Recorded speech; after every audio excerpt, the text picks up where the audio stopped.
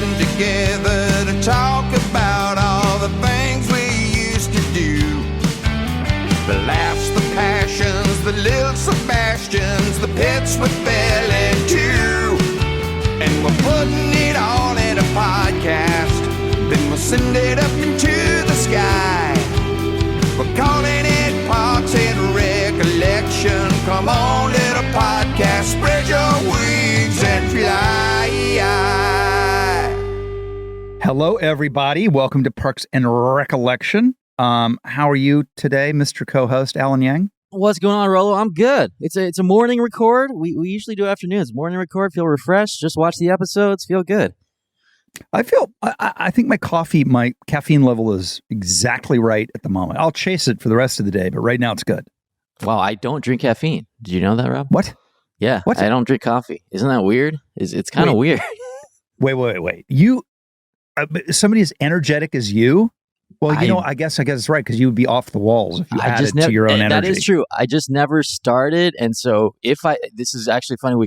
If I drink even the smallest amount of coffee, like I went out to lunch not that long ago as we were in New York, and I had a Vietnamese coffee for lunch. We had a Vietnamese place, that night I didn't fall asleep till 6 a.m. Oh, no. I just had a coffee at lunch and then couldn't. My girlfriend was like, "What's going on?" I was like, "I don't know, man. I had one coffee." So for me, it's the most powerful drug possible. Like if I drink any coffee, my body has no tolerance to caffeine. So you're lucky. That would be my nightmare. See, I can drink it and then go to sleep. That's insane. I have the adverse. Yeah, I know. Anyway, today is a good one, right? How excited are we about Freddy Spaghetti? I think we're pretty excited. It's a great season finale, season 2 finale, and we're just ramping up. We just did the master plan, your first appearance, and so this is obviously your and Adam's second appearance, and it's an awesome episode. It's really, like we talked about, this is the pocket. To me, this is the pocket, the peak. The show starts to peak right around here, and so it was really fun to watch. This is written by Mr. Dan Gore, our great friend of the show, and directed by Jason Wolner. The original air date, obviously, was, as we just said, was season 2, episode 24. That sounds so insane. That's unreal. Don't forget, Rob, we also then almost immediately shot the first 6 of season 3. So we shot about 30 episodes in one calendar year. Take that, all you streamers out there. Anyone doing a streaming show, myself included, who are doing I'm doing 10 episodes or I'm doing 6 episodes. 30 in 1 year. 30. Do you know how hard it is to do 10 great episodes of television? How about try doing 30 in a row? 30 decent ones, It's like try not dropping some duds in there. But yeah, no, it's 30 episodes. And I just saw Gore. I went to the Super Bowl and I sat near Gore, and he was we were in the Universal section, so it was fun. So great. So it aired on May 20th, traditionally the end of the network television season, May 20th, 2010. And basically, the overview is someone shut the government down. I'm not going to mention who it was, but somebody did it. And the parks are closed. Leslie skirts the rules, and holds a children's concert in the vacant lot. The legendary lot. And some quick notes to start the episode. This episode marks the final performance for Paul Schneider as Mark Brendana-Quits. It's also some snark in the notes, by the way. One of the producers. It's also the last time anyone on the show mentions Mark in any capacity. So someone just put that in the thing. The additional "in any capacity." Goodbye, Sweet Prince. Enjoy that big, beautiful architectural map in the sky. Do some city planning. Goodbye, Sweet Prince. Yeah, there it is. And Natalie Morales, who plays Lucy, she's in this as well. She was in the last episode. I worked with her on The Grinder after this. Now has become a great director. And what else we got here? What else we got in Nope's notes? More guest stars. More guest stars. This episode also features Jayma Williamson reprising her role as Tom's ex-wife Wendy, and comedian and writer Brian McCann playing the titular Freddy Spaghetti. So that's a big. We'll talk about Brian a little later, but yeah, that's cool. And last Nope's note: April and Andy share their first kiss in this episode. A lot of romance happening. Boing, boing, boing. That's my Howard Stern-esque, sound effects. I'm going to start doing that, I think, in the show. Constantly, just all the time. That's the coffee. That's the coffee gum. It is. By the time we get to the end of it, there'll be no more sound effects. Yeah. Hit us with the. Let's do it. So the beginning of the episode, as you mentioned, the Pawnee government has been shut down due to a budget crisis. in the last episode of Master Plan. When Leslie explains at a town hall that a family concert featuring children's entertainer Freddy Spaghetti, played by Brian McCann, must be canceled due to the shutdown, the citizens are outraged. Leslie visits state auditors Chris and Ben, seeking a way to keep the concert, but Ben insists there's simply no money for it. Leslie then goes to Mark to vent about her situation and seek help, only to learn he has taken a buyout and plans to join a construction company. Frustrated, Leslie angrily calls him Mark Brendana-Quits. It's a legendary joke. It's almost worth having him on the show just so you can call him Mark Brendana-Quits when he leaves the show. So it's a super funny joke. Do you know any way of remembering who came up with that one? Mark Brendana-Quits. God, I don't know, man. That really feels like there was a lot of wordplay in the show, and so by this point, this is end of season 2.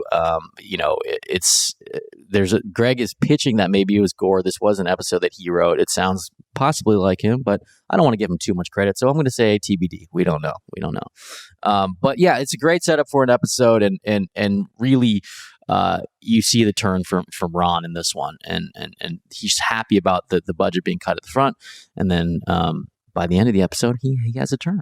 When Chris made his appearance, we talked about creating the character and where it came from, and the references to Tom Cruise.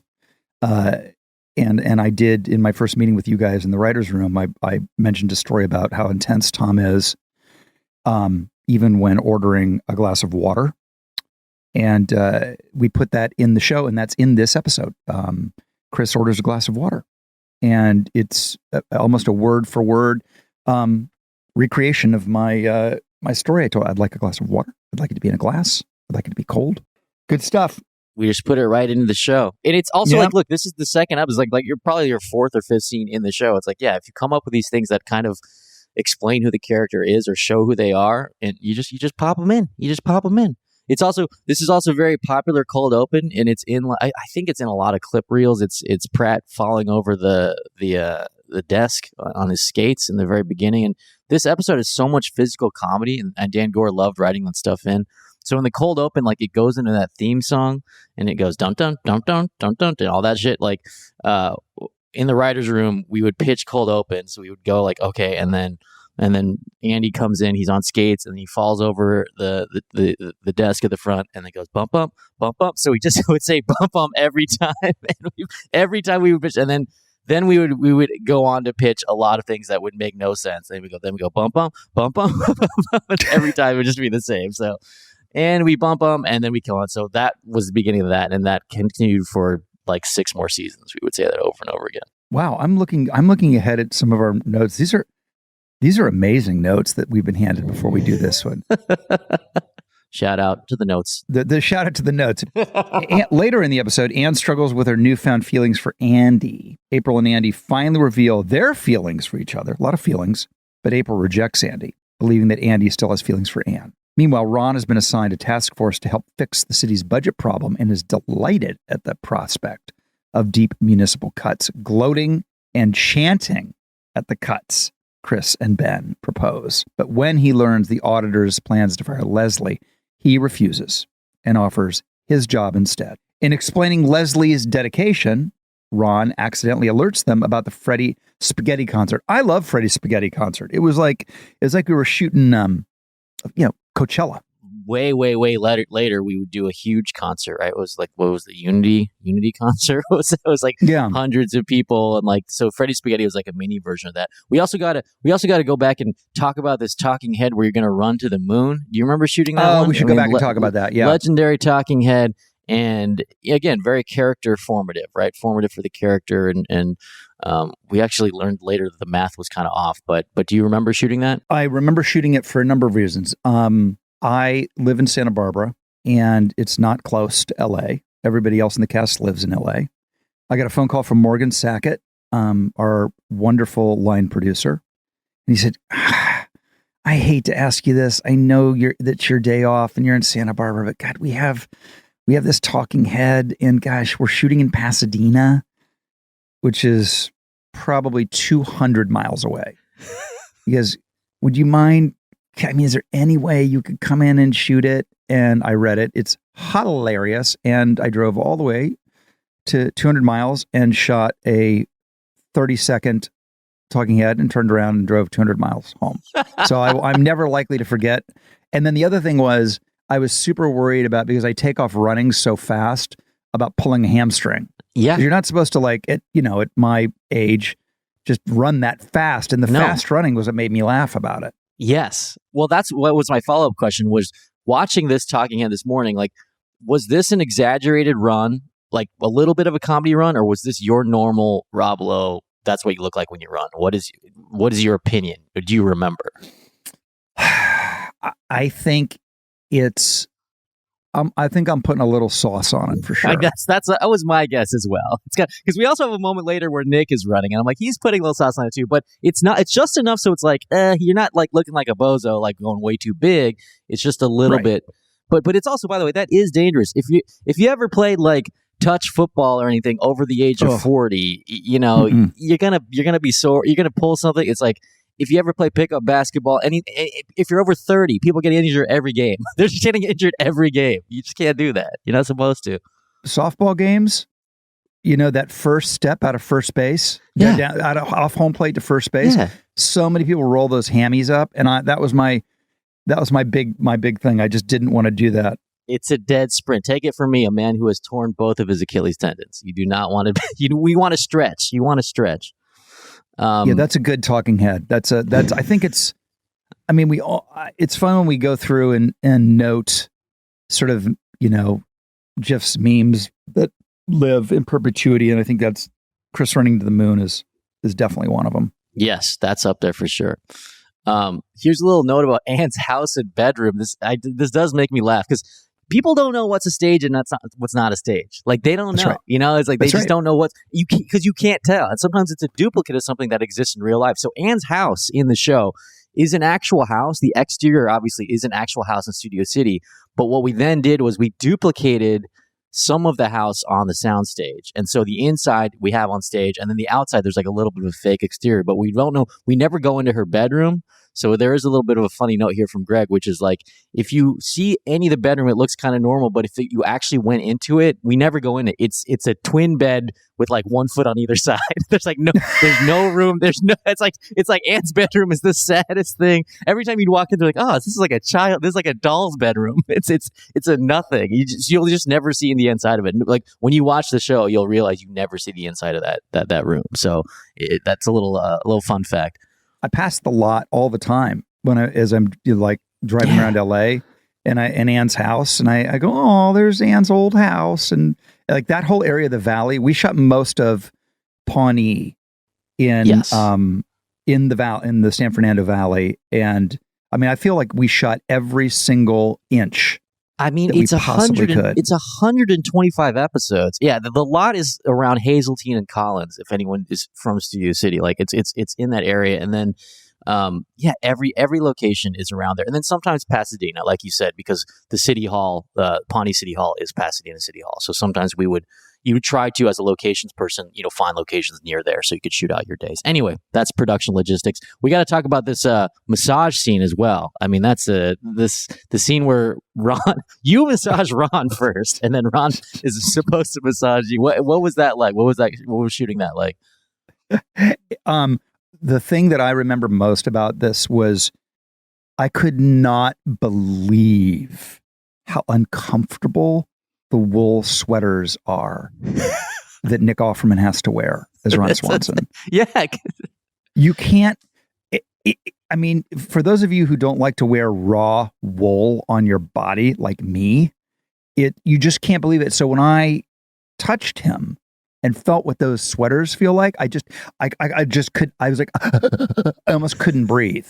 It's the most uncomfortable wardrobe an actor has ever worn. And credits to Nick, man. He just owned it. I mean, and it's so perfect. But that was the beginning, I think, of a long, wonderful flirtation, like bromance between Chris Traeger and Ron Swanson. Yeah, you do the burger contest later. You'll do all the stuff. But it's like two very different kinds of men. But there's some kind of respect, I think. There did he feel solidly built? I feel like whenever I slap Nick on the back, he's pretty solid. It's like this guy's made of oak.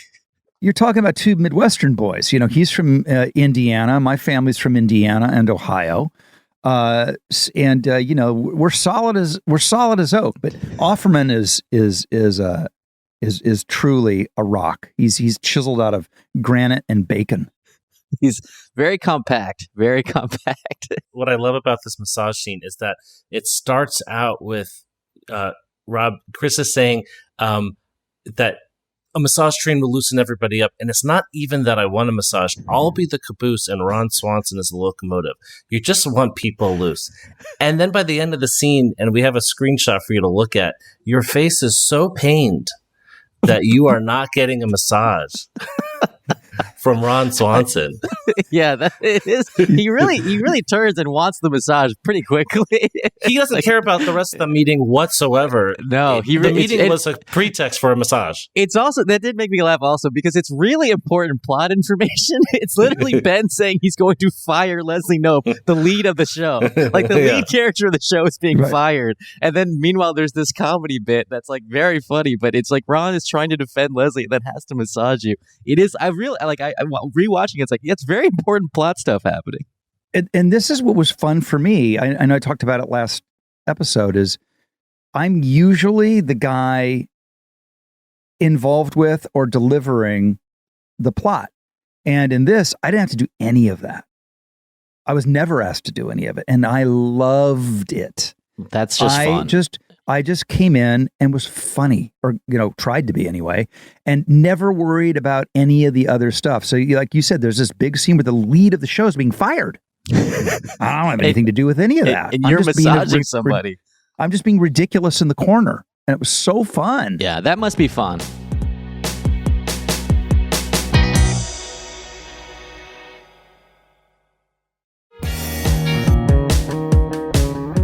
Chris and Ben go to lot 48 to shut the concert down, and Leslie explains everything's been donated and nothing's on the taxpayer's dime. Leslie then learns Freddy Spaghetti has booked another gig and the concert once again seems in a state of peril. Leslie asks Andy to play instead, but he's hit by a car while driving his new motorcycle home to retrieve his guitar, breaking his right arm. Attending to Andy in the hospital, Anne suddenly kisses him, but immediately stops and guiltily walks out. Later, April visits Andy in the hospital and is relieved to see Andy's fine. Finally agrees to go out with him and kisses Andy. In an effort to be upfront and honest, Andy admits that Anne also just kissed him, but that it meant nothing. April angrily storms out, taking back her decision to go out with him. A lot of plot. I mean, this thing flies. This episode is really packed. It just keeps going. I do love that. So there are a couple things. First of all, when Ron shows up at the concert, he's running, and then he slips and falls really hard, and it was kind of not really in the script, kind of Nick's idea, and Aziz has said that this moment's one of his favorite shots in the whole series because it's a comedy fall. It's a comedy pratfall. Yet another pratfall in this episode.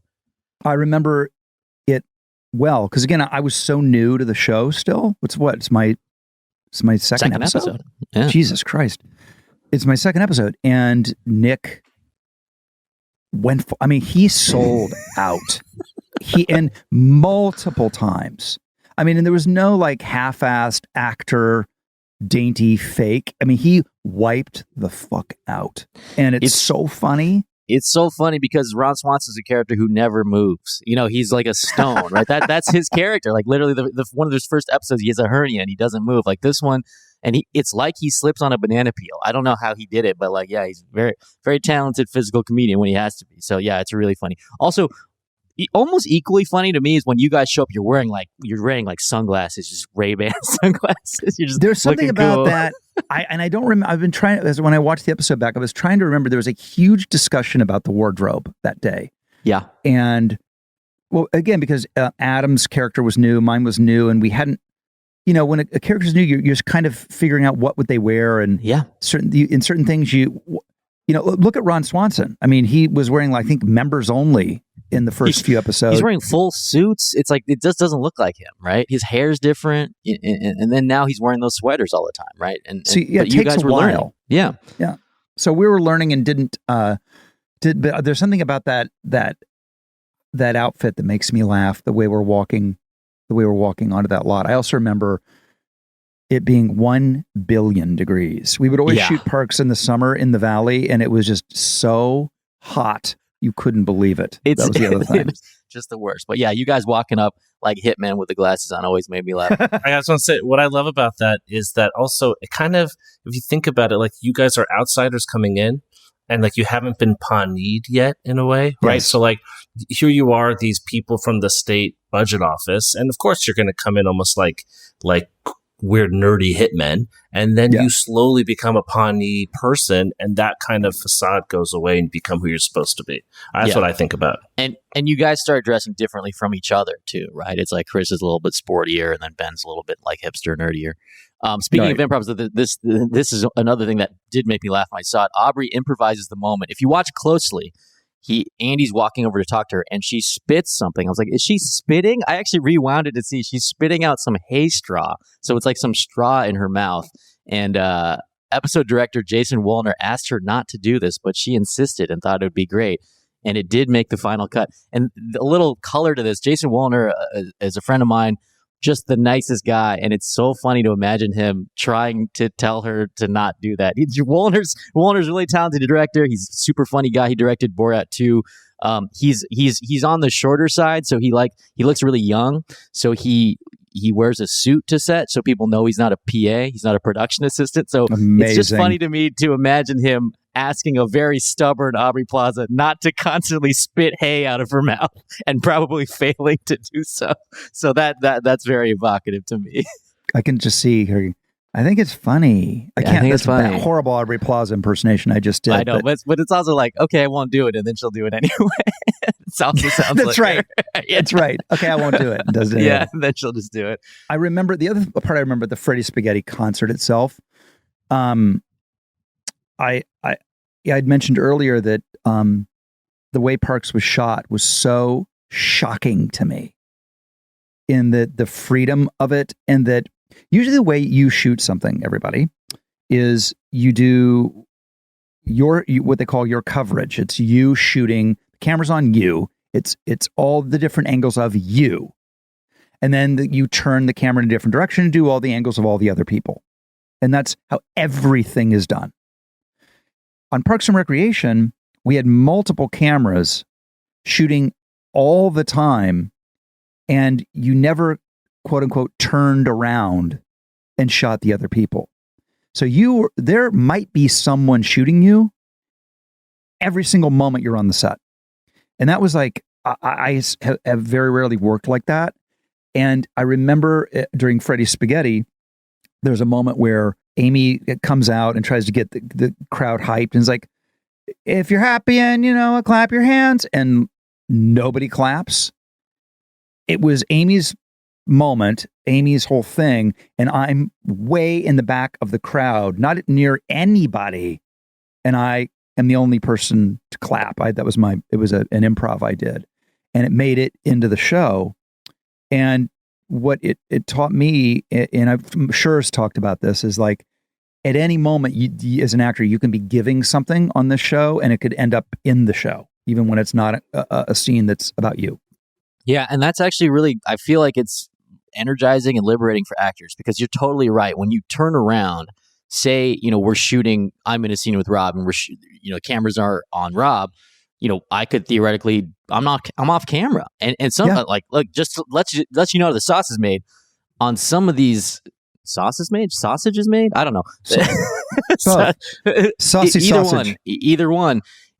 There are actors who won't even be there sometimes. It's like, I gotta go. And then someone will read the off camera, like they won't even be there. Forget acting or improving. It's like, you could technically lead, or you could technically get a shoulder double, or like the back of the head double. It's like, you don't even. So to actually do the scene and be on camera for almost all of it's kind of cool. And that has to do with the lighting. The reason it's possible on this show is because, it's not meant to look like a, David Fincher movie. It's a mockumentary.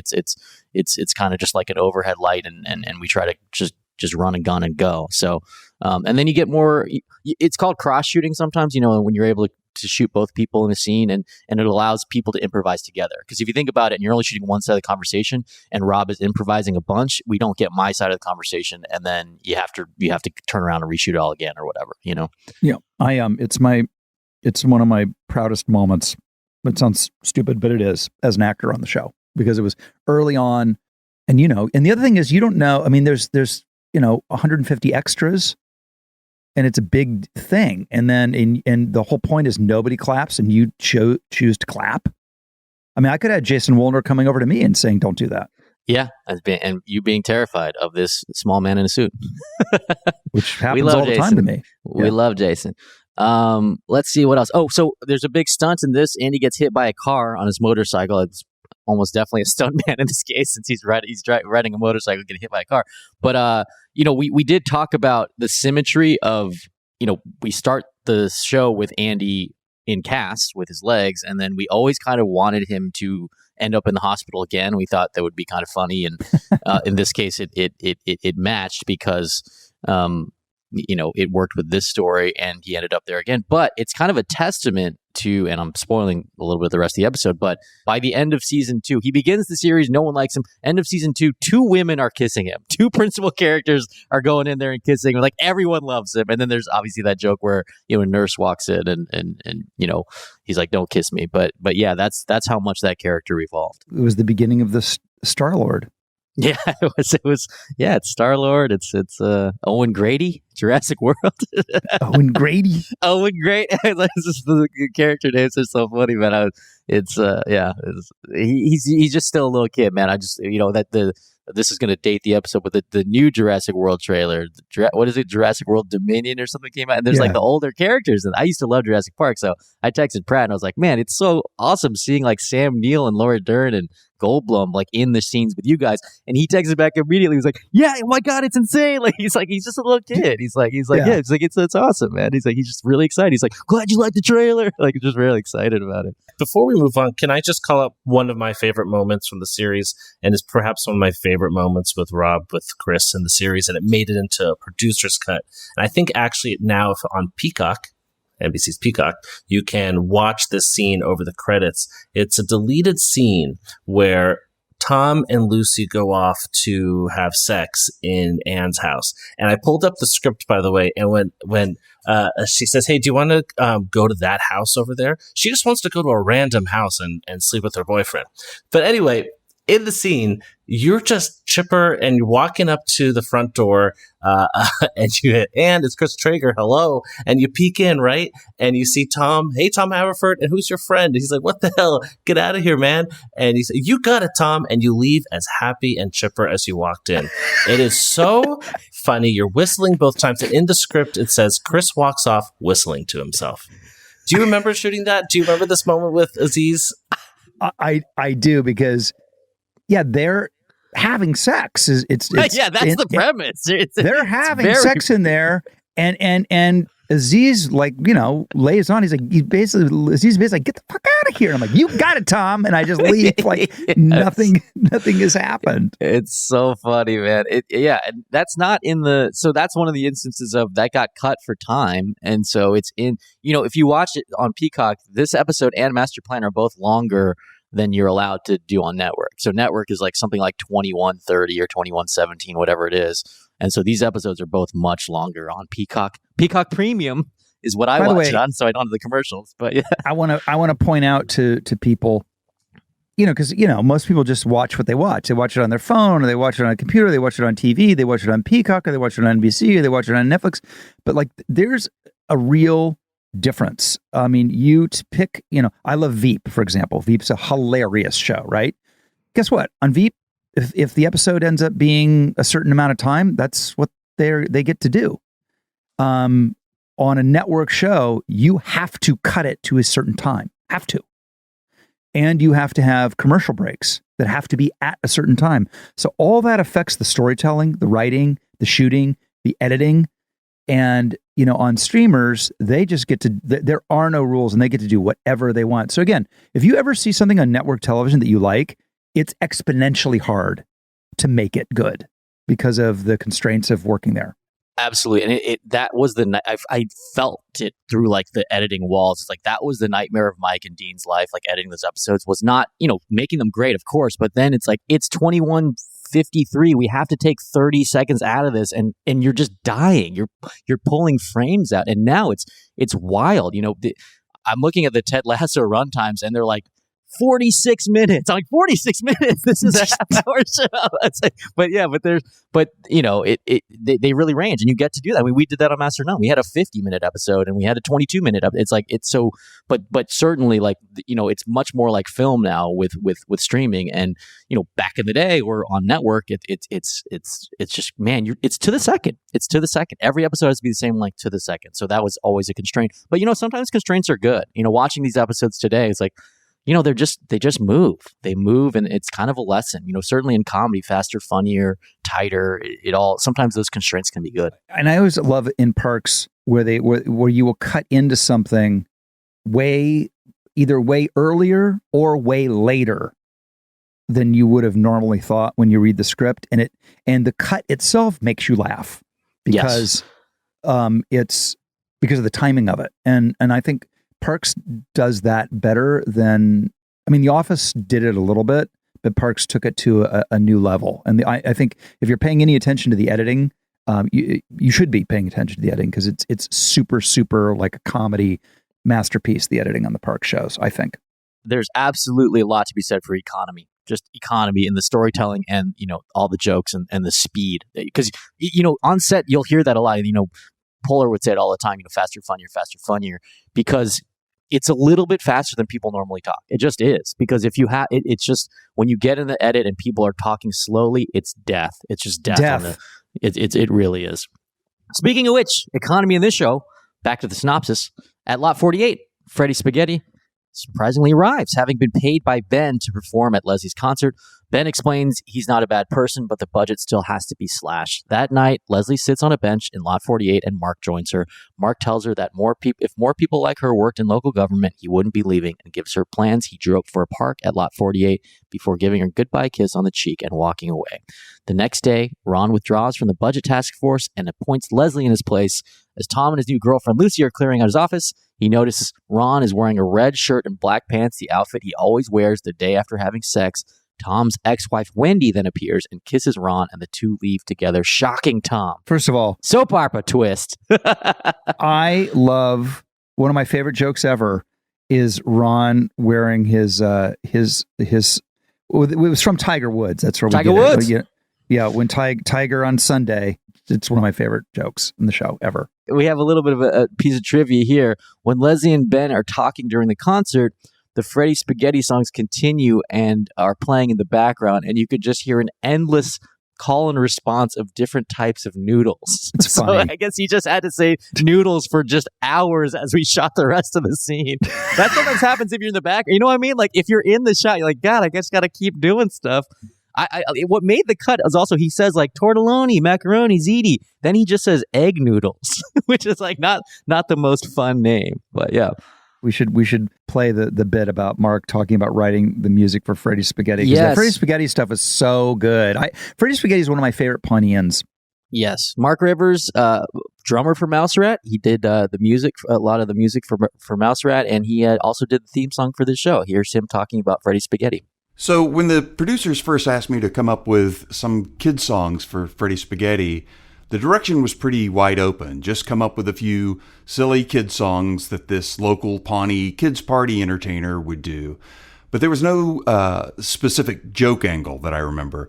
So I came up with a couple original songs, and I recorded some demos. One was called Kitty Cat Farm, about a farm that had nothing but hundreds of cats. Meow, meow, meow, and a mew, mew, mew, down on Kitty Cat Farm.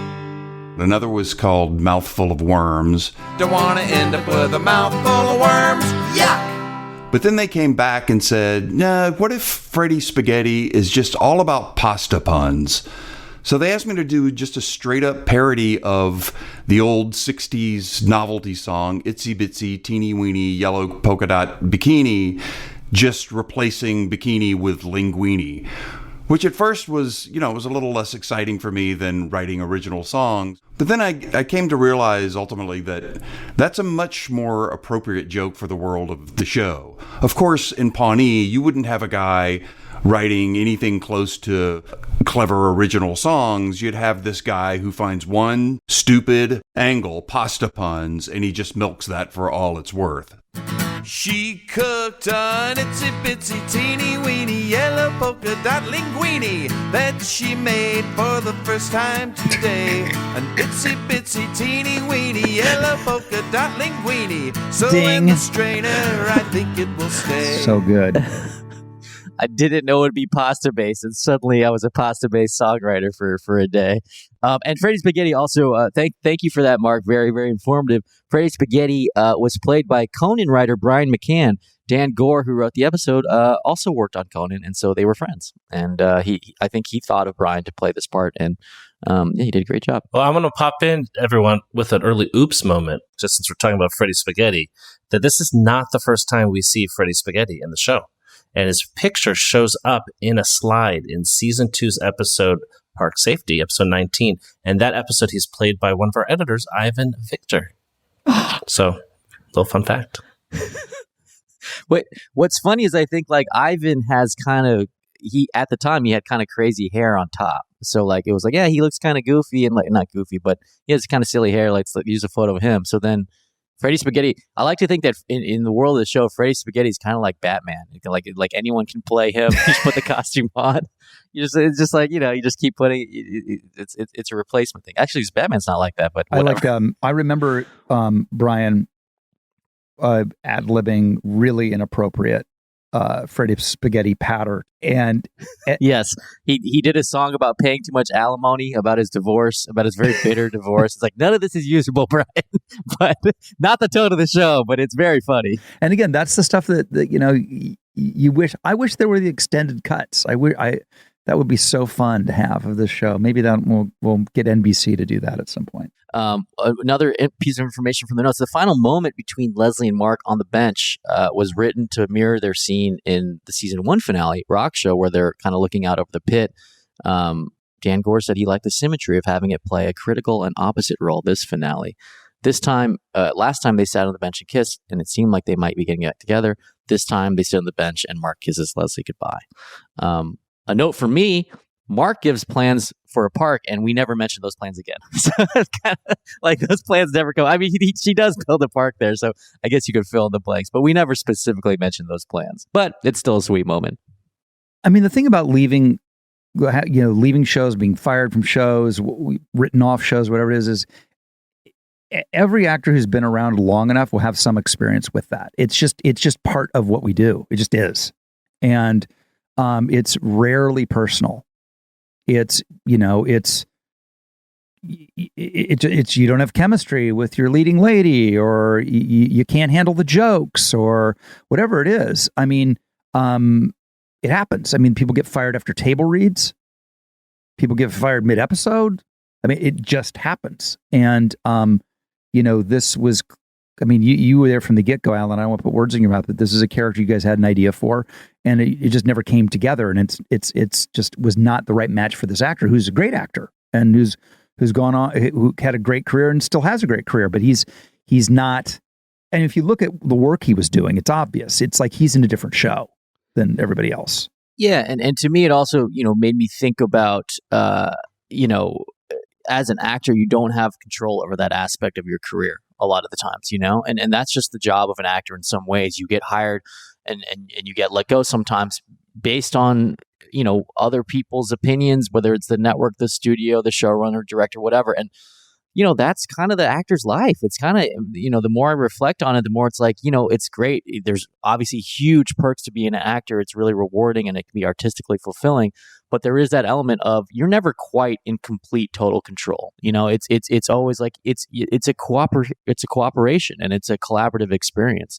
So, the character of Mark, I think served his purpose on the show, and we're really excited to have you guys come in. Adam and Rob come in and really felt like they became part of the town, and kind of lasted for the remaining run of the show. Yep.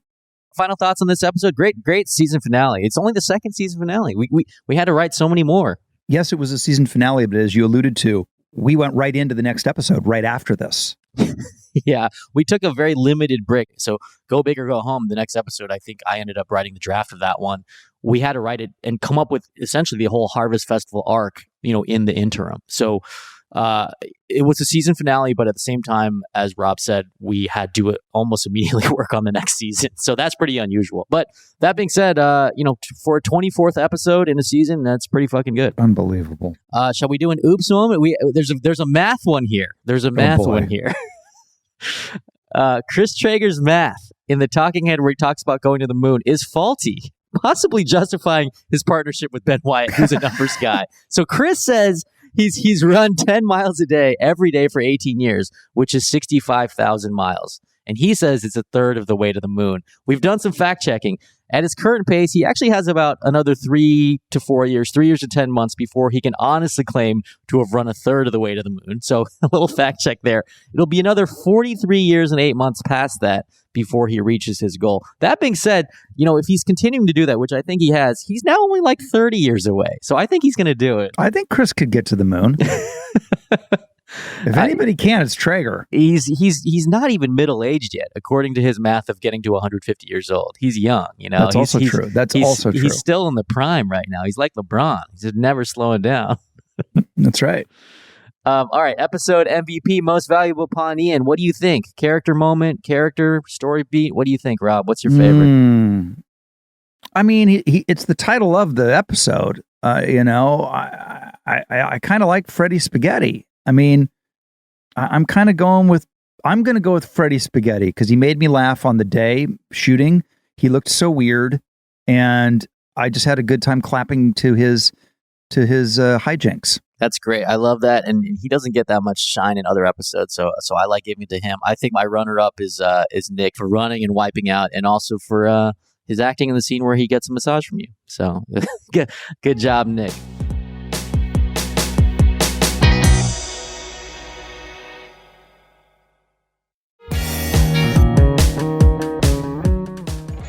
Do you want to go to the town hall? I think you do. Let's take a trip to the town hall. Where should we do this, Rob? I think we need to do it at the bench where the world's greatest romantic couple separates forever. Brendana-Quits and that's great. And Amy. Yeah, let's do it on that little bench with the moonlight. The moonlight, the dappled moonlight, and the romance. Want to know something about that bench, actually, is that's the same bench from Rock Show. And it's throughout the second season, that bench sits in Leslie's office. Yes. So there's some lovely chemistry and symmetry in that. I love the notion that Leslie would have brought the bench to have that conversation with Brendana-Quits. I like that logic. I remember the talk in the writers' room was like, she really took the bench all the way out to the lot. It's like, yeah, she did. She's a superhero. She took it out there. Like, yeah, don't think about that. Don't think about her carrying it out there, taking a pickup truck or whatever. All right, so this town hall from that lovely bench at the end of the season comes to us from Kimberly. Kimberly writes, I've always thought it was funny that Ann and Andy have the same names as the famous Ragdolls, and that Tom and Jerry have the same names as the cat and mouse pair that always taunt each other. This is never referenced even when Ann is Raggedy Ann for Halloween. Is this purely a coincidence or a behind-the-scenes intention? Love the podcast, specifically that you're both fans of the show. What if we hated the show, Rob? Specifically that we're both fans of it. That's a tough pod to do if we hated the show.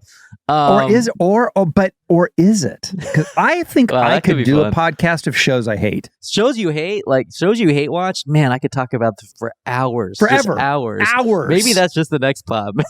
Yeah, for sure. Right? People you never want to. So as far as the names go, it's really. It's a coincidence. I mean, Tom and Jerry and Ann and Andy. Keep in mind, these characters didn't always have these names. First of all, so like Jerry, God, was Jerry always Jerry? Because I remember in the first draft I ever wrote, Donna was named Paris, which is insane. And then that's also amazing. April was named just Aubrey, right? So Jerry, and then Whitney. I mean, so that was all confusing. Tom and Jerry, Ann and Andy. That's a little bit of a coincidence. This does remind me of a story in the writers' room. Speaking of Ann's name, it gets late at night sometimes in the writers' room, and Mike is at the computer or whatever, and he's in Final Draft, which is the screenwriting software. And sometimes you'll have to do like a find and replace or something, and you find a name or whatever, and you replace it with something. At one point, he accidentally found and replaced Ann's name and wanted to replace it with something. I don't know why this happened, but he replaced her name with a space. So do you remember this, Greg? So this happened for the entire script. And so I bet you had to go back in and just look at her name every time was a space. So every time it just fucked up the entire thing. And we're like, oh no. And you couldn't undo it. And it was like, this is at night. It's 2 a.m. or whatever. And we're in there trying to just replace it. I have to tell you, I remember that very well. There's no fixing it, right? That's the problem. At the time, the Final Draft software, thank you, Final Draft, for everything. You could not undo the find and replace. So I had to then, everybody watched me go through the script and find every instance of where there was an extra space to put Anne's name back into it. That's what it was. It's like, oh my God. Go be writer's assistants, people. Go be writer's assistants. Yeah, it's a tough job. It's a tough job. But thank you for the question, Kimberly. We'll do a spinoff, Ann and Andy, Tom and Jerry, the animated spinoff for those 4 characters. And that'll be future. I think that's it for this episode, Rob. What do you think? I think this is it. Thanks, everybody, for listening. Don't forget to subscribe. There's so much more fun to be had here. We love our 5-star reviews that have been showing up on Apple. So if you're inclined, we would love that. Very important for the show. And thanks to this wonderful team, Schulte and Greg, you guys rock. And for me, that's all I got to say from Pawnee today. Alan, what do you say? Thanks for listening. Goodbye from Pawnee.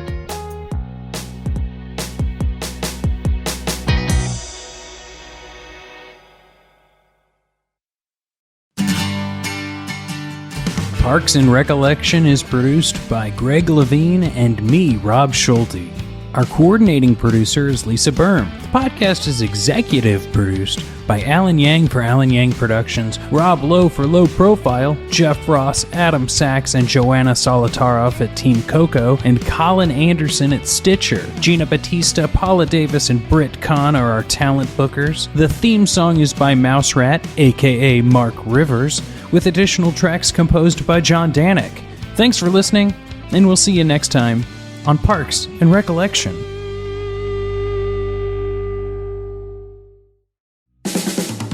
This has been a Team Coco production in association with Stitcher.